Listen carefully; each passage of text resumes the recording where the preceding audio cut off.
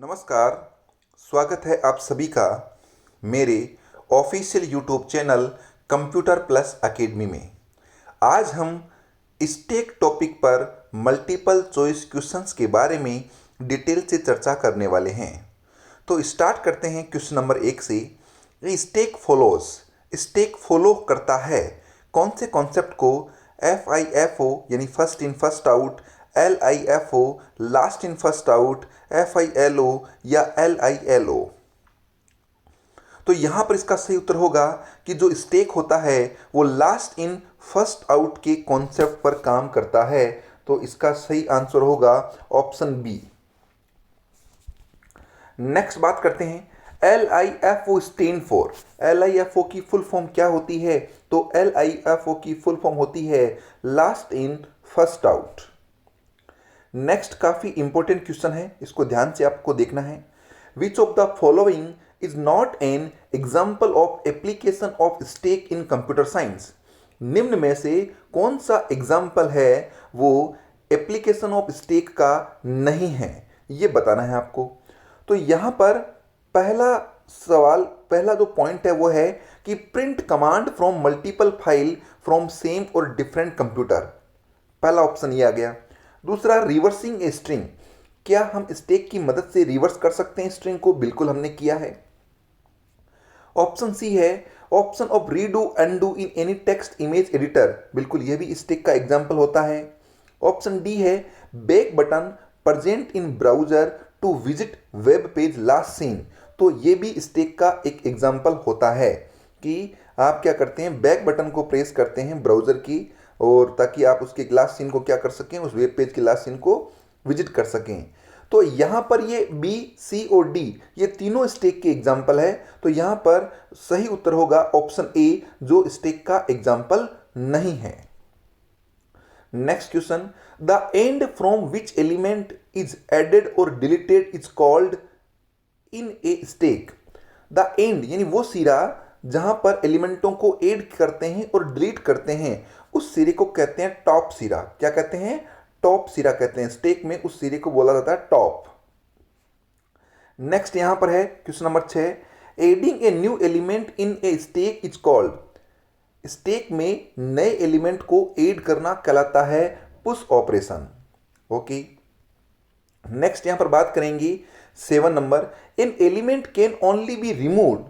Element है उसको हम रिमूव करते हैं और एडिट और जोड़ते हैं at the end of the stack. Stack के एंड में ही हम एलिमेंटों को जोड़ते हैं और एलिमेंटों को हटाते हैं। तो बिल्कुल सही बात है। The removal of element from stack is called pop. Stack में से एलिमेंट को रिमूव करना पॉप कहलाता है। तो यहां पर दोनों यहां पर सही होंगे।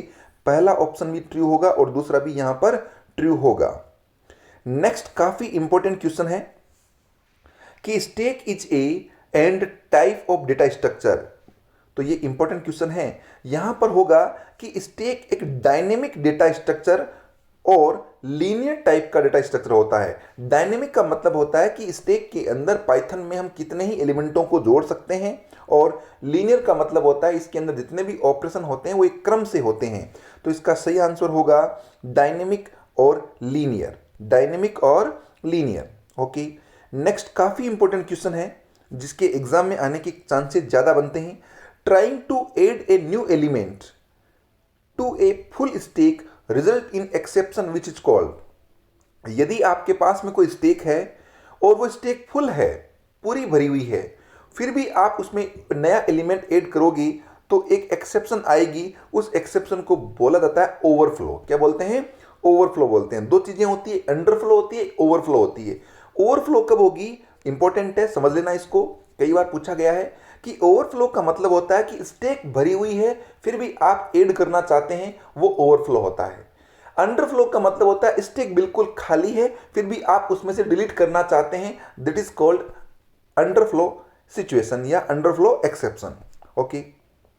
नेक्स्ट 11वां सवाल, removing an element from stack is referred. Element को रिमूव करना स्टेक में से पॉप कहलाएगा। ठीक है। नेक्स्ट है इंपॉर्टेंट क्वेश्चन है 12 है कि Python use data type for creating and managing stack. Stack को बनाने के लिए और मैनेज करने के लिए पाइथन किसका यूज करती है?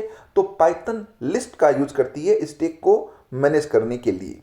ठीक है, नेक्स्ट काफी अच्छा सवाल है कि Damru has written a Python code to delete an element from stack. Damru है वो पाइथन का एक कोड लिख रहा है एलिमेंट को डिलीट करने के लिए स्टैक में, but he is getting an exception. वो एक एक्सेप्शन को गेटिंग कर रहा है, उसको मिल रही है एक्सेप्शन। वो एक्सेप्शन शोइंग है अंडरफ्लो की एक्सेप्शन आ गई।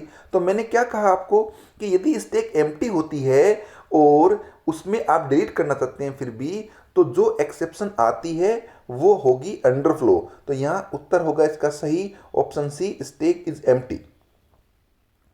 नेक्स्ट यहां पर बात करेंगे कि pile of book in the library represent, यानी लाइब्रेरी के अंदर जो किताबों के ढेर रखे हुए होते हैं वो किसका एग्जाम्पल होता है? तो वो एप्लीकेशन होता है किसका? स्टैक का।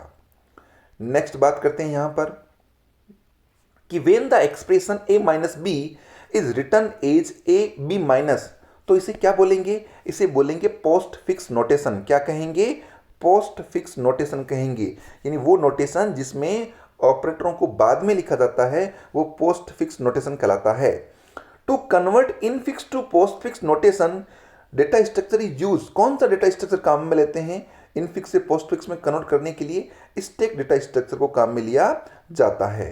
ठीक है, नेक्स्ट बात करते हैं यहां पर अपन, उसके बाद में इंपॉर्टेंट क्वेश्चंस में चलते आगे। अपन यहां पर चल रहे हैं आगे, ये कन्वर्जन आ गई।